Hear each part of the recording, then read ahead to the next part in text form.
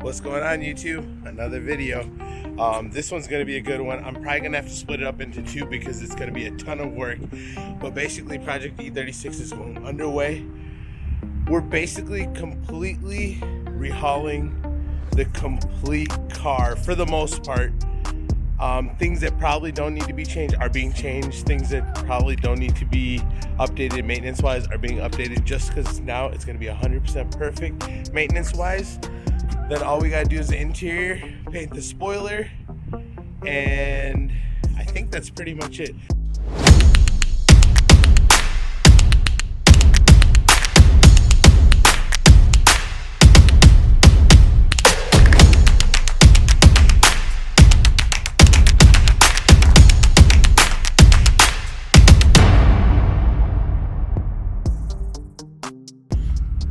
First of all, let's just appreciate E36 love.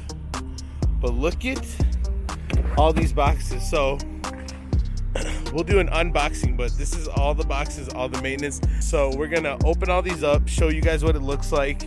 It's gonna look like a ton of stuff, and then we're gonna get the party started because Chris has been waiting. I'm already late. He's gonna watch this video. He's gonna be pissed that I'm late, and he's gonna know why I'm late. It's because I'm vlogging. So, guys, if you guys are new to the channel, thinking about subscribing, just watching for fun, whatever, I do the same thing. But if you can, subscribe, like, comment. Let's get this channel active because I really like to respond, answer questions, and help out when I can help out. Sorry about the fuzz background on the radio, but I really want to help out the community, and I'm really into cars. And if you guys are probably watching my channel, I'm assuming you're into cars too. So if you have any questions, comments, concerns about any of the M3s I have or cars in general, let me know. I'm happy to help. Let's get this party started before Chris wrecks me. Let's go.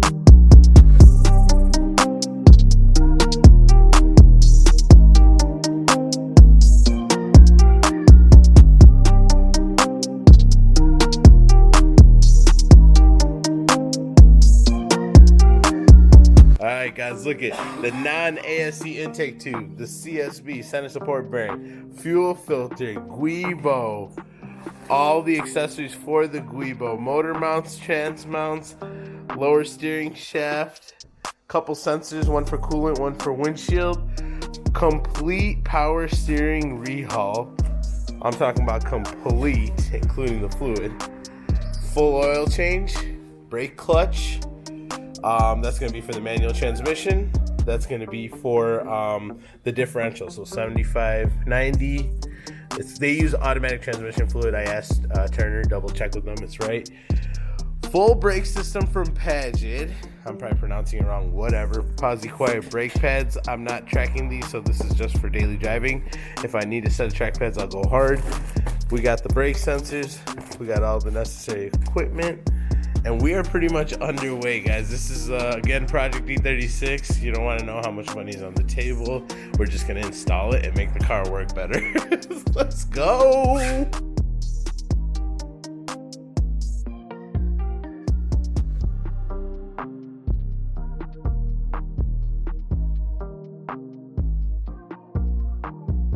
Alright guys, so we got the engine supported right now. We did two little mechanisms just to keep the weight kind of evenly distributed. We got the back wheels on ramps, fresh, brand new ramps, people. No need to complain. And we're gonna remove the bumper for ease because we're going to town on this E36, so there's no point in having anything in the way. We probably don't need to do it, but it's so easy to remove, so let's get to it. Remove that, and then I'll let you know what we're starting up first. We're kind of playing it by ear, but we have a semi-good game plan. Let's go!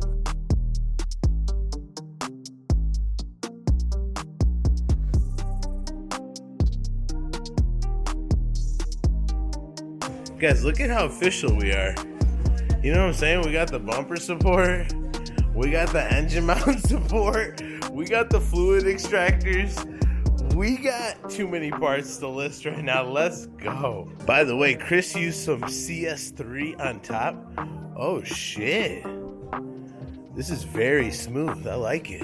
I think I'm gonna have to get some of this. I like the CS3. That's nice. So Adams makes a CS3, guys. This is just a quick I'm not paid promotion, but very nice cleaning. He just did it without even washing the car, and it's fucking fresh. This is the stuff, guys. CS3. This is a new one that kind of does all-in-one ceramic coat at the end as well, but it really helped the trunk. Look at the rest of the car. Look at this.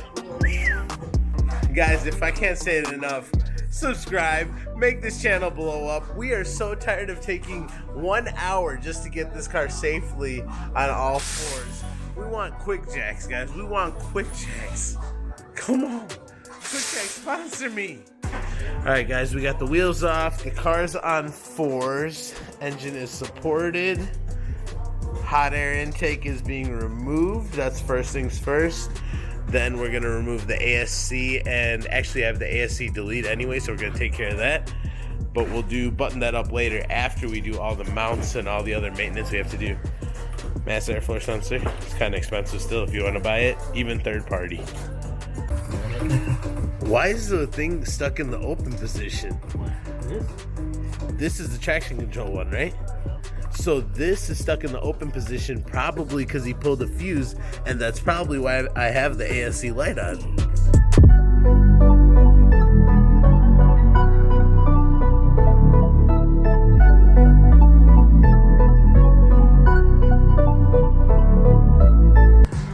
So we drained the oil. Now we're draining the power steering. That doesn't look like a drain. There's a bearing in there. Oh, that's definitely not it. This is a cover. So I'll put this back. Yeah. So guys, this is the ASC. This is an old school traction control system. How it works is when it feels slippage, it'll start to close this throttle body down basically, and it'll slow your car down so you don't slip anymore. It causes more airflow turbulence and restrictions, so decided to go with the non-ASC tube to delete this and have it run without the traction control. And we're gonna do it a way where we can trick the system into maintaining ABS, so stay tuned. Guys, the angles are too hard to show you, but just know these nubs that you see on the power steering kit, well, I got the one from Turner to replace everything. They're gonna have 22 millimeter banjo bolts that you have to remove, and once you remove them, you can drain the system, and obviously you drain the canister, and then you're gonna put the whole new kit on. At least that's what we're doing. It's too hard to show you in detail where we're going, but we're literally just tracing the power steering, removing the banjo bolt, and then once we remove that, take out the whole system and replace it exactly how we found it. But before we replace it, there's some other maintenance items that we need to do around here, and then we'll get back to that. So we'll be going in reverse order leading up to the intake, fuel filter, and all that. So guys, when removing the motor mount from the top, this is the type of extension we recommend. All right, he needs light, not a person that's talking. Let's go.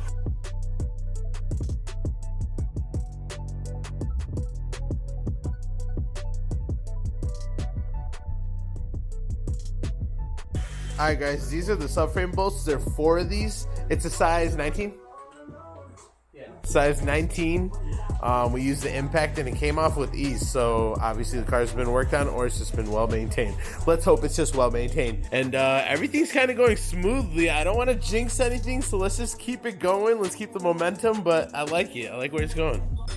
Alright guys, so once you remove the 2 bolts that are holding in the control arm and the 4 bolts that hold the subframe in, it literally just drops. You might have to do a little wiggling, but man, I literally checked my motor mounts out. They are totally toast, completely messed up. One of them actually snapped, so it was definitely time to change it, and it is going to smoothen the ride out for sure.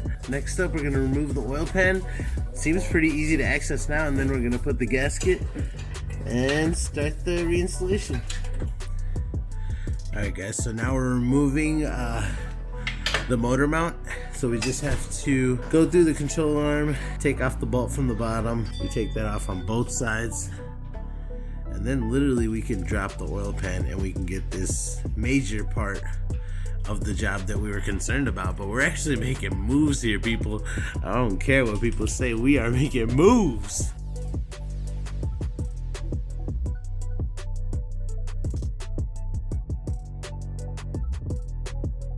I don't know guys, what do you think? Did I waste my time changing these motor mounts? I mean, they still look good to me. they still have some life in them, you know? Look at that. Oh my God, I can't believe this. So this is the other side. It actually wasn't as bad, but you can see cracks through it. Probably a little normal wear and tear, but look at these fresh sheet new ones. Like, this car is going to feel so different, so smooth. And then the other thing is, in between shifts, I noticed, like, especially when I shifted really hard, the car would definitely have a little bit of a rock, but it wasn't overly aggressive, but I could definitely feel something uneven. This has got to be those symptoms. If it's not, I'll chase it and find it, but I guarantee you this is going to solve 90, maybe even 100% of my problems. Let's go. Alright guys, so we're just removing the oil pan bolts. I think there's like 16 total and it's a size 10. So hopefully that will, plus the power steering, will resolve most of my sound and leaking issues. I think that's pretty much everything. We're actually going to keep the lower steering shaft. It looks like someone replaced it, so I'm just going to return the one that I purchased from Turner. Get some money back, you know? Alright guys, I lied when I said there were 16 bolts. There's 25 bolts. We just used the oil pan gasket as a frame of reference. This is our first time on the job. Don't kill us. Don't beat us up for that. But yeah, we got the OEM oil pan gasket. The oil pan is almost damn near off, so we just have a few more bolts to do. We're cleaning all the bolts off right now, so that way when they go back, they're fresh. Alright guys, so right now what we have to do is we have to loosen the tensioner, so that way we can remove the belt, and that way we have that much more access to get to the other bolts for the oil pan. And then finally we should be able to drop it soon, because we're almost there. And then I'll keep you guys posted on what's going on. Alright guys, this is the most thorough oil change you've ever seen in your life. No, we're just kidding, but we're trying to clean the oil pan gasket. You can take a look. I was a little worried there's coolant mixed in there, but there's nothing in there, guys. It is minty as usual, and the motor runs fine, so that's why I wasn't too concerned, but I was just making sure, you know, you can never be too sure of the history of the car. I haven't had it for, 20 some years, so now it's in my hands. Everything's come back with Chris's help, obviously, or else we'd be stagnant, but we're making moves here. So now we got everything draining. It's almost 100% drained. We're just trying to get every last bit out so we can clean it out thoroughly, get some fresh oil in this baby, getting those bolts cleaned up, obviously, like I said, and we are making progress, not gonna lie. Heard a lot of horror stories about things that could go wrong, and for once on Project E36, it's been going kind of smooth, so we won't jinx it. We're going to put everything back together. Hopefully it works. And then we do the rear portion, and we're done. I mean, we'll see how much time we have, but we'll see. It's looking good, though, timing-wise. So now, I can take a look at the bottom of the engine.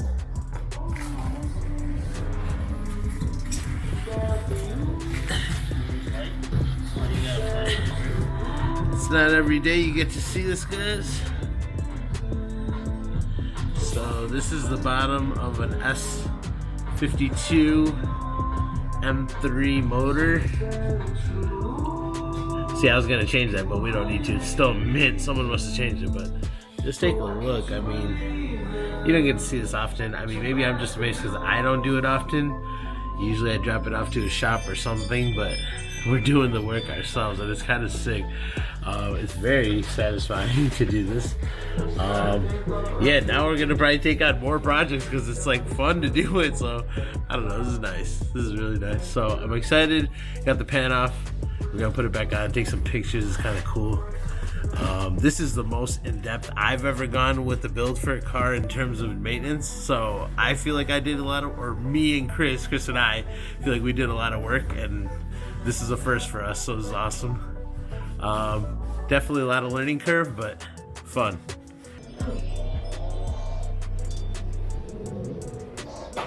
James, what are you doing here? So what I'm doing is, I spray some degreaser all over this oil pan, and I'm cleaning the hell out of it because I don't know when I'm going to go back there ever again. All right, all right. So to the future owner, you're welcome. Let's take a better look.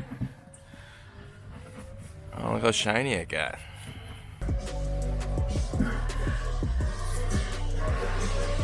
Just applying a thin coat around the outer edge.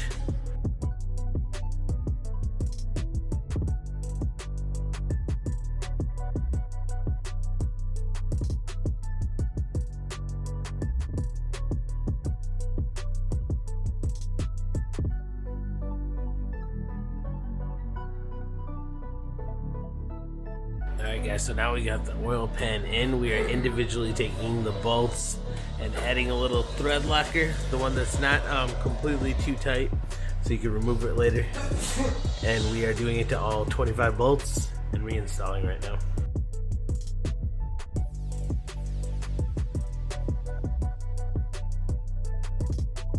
So it's 10 to 11 foot-pounds for the oil pan bolts, and then the 3 hex bolts were 35 foot-pounds. Yeah, sorry, the E bolts, E socket. Basically, they're aluminum. You don't want to over tighten it. We got all these by Ryan. Big thanks to Ryan from Facebook. Thank you. All right, guys, we're back. We just got all the oil pan bolts in. It was very easy. Took about 10 minutes or so. No big deal, right, Chris? Chris? Oh, I don't know, man. I don't want to think about it. It was kind of long, but everything else is going pretty damn smooth. Now we're getting the new motor mounts put in. You can see the driver's side one is already on, and then we're about to put the passenger side in. Oh, it's already in, actually, sorry, with the cover. And now we're gonna reinstall because the subframe's going in. And then we're gonna start buttoning everything back together, power steering kit back together, intake, ASC delete, and then everything's coming together. Then we can save the brakes for maybe later, maybe today. We'll see how it works out, but we made some good ass progress. Crazy. I know, it still looks like a lot of stuff on the table. It'll tear up soon.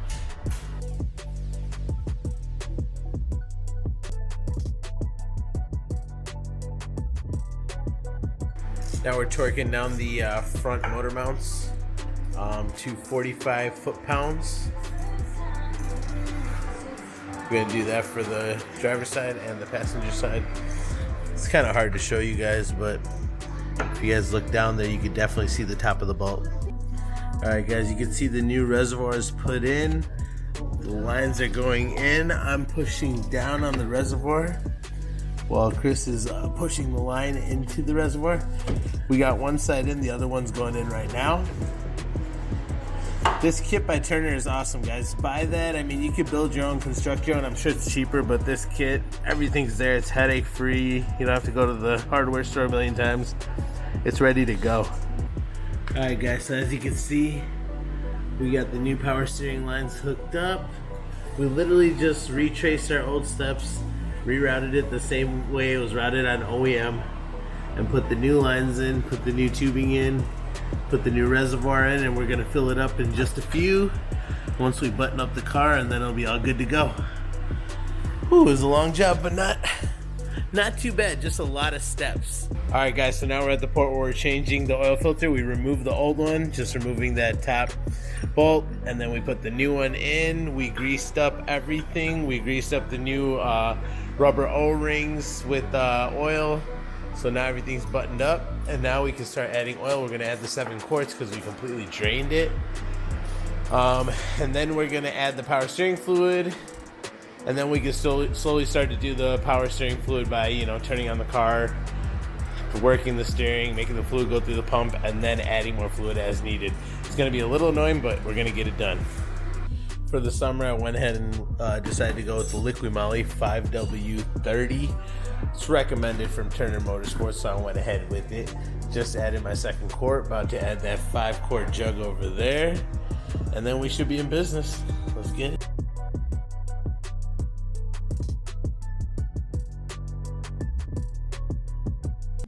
I can't see. Can you see? Yeah. All right, guys, we just poured in power steering fluid, filled it to the top, turned on the car, turned it from left to right multiple times, made the fluid go empty, added again, and we're just gonna keep doing this until it's full. Guys, we didn't get to really go into much detail, but it's very easy. So once you remove the ASC plate, You literally just buy the non-ASC plate, or you could buy a Samco silicone tube, but they're like $100. I would just buy the non-ASC. You're not gaining that much horsepower. These cars aren't making that much power. Just get the non-ASC. Get rid of that little traction control system. And oh, there goes a bolt. But there goes the intake being installed. We are pretty much damn near done. We flushed the power steering. Feels really good. It feels so smooth now. Oil's looking good. We're gonna do another check once it cools down, and we are on our way. All right, guys. Last piece of puzzle for tonight, at least, is this fuel filter. We started up the car. Everything sounds and moves perfect. No more weird power steering noises. And now, last bit of the puzzle for today is this fuel filter. We'll get to the other components later on during the week or weeks, and I'll keep you guys posted. But it's coming along. Trust me. May not look like it, but there's a lot done. All right, guys, for the fuel filter, you got to remove this cover. I think it's got 3 bolts on it. It's just behind basically your driver's side control arm. Just go back about a foot and you will see exactly where we're working. Fuel filter. And that's the OEM location for the fuel filter. So now we're just removing it, literally reversing it back in there, and we're done. Oh wait, Chris, before you remove it, let me relieve the gas pressure by opening the gas pan. Yeah. So guys, that's the old one. This is a new one. You want to put the arrows facing forward toward the front of the engine bay. So this is exactly how it's going to go in and be placed, guys. All right, guys, we are finally on the last part. The bumper is on. Got a couple of pieces, screws to get in. Then we put those last 4 bolts on, and the bumper is done, and the car is done. The filter's on, power steering's changed, oil's changed, oil pan gasket's changed. We did some work today. Chris did some work today. The car already idles a lot smoother than before, so I can't wait to see how it drives. We still have a bunch of other stuff to get to, but that later projects, more videos, more content, guys, more just to follow along and watch and see how far we go with this 1997 E36 M3. Although it is getting quite fresh, I'm not gonna lie.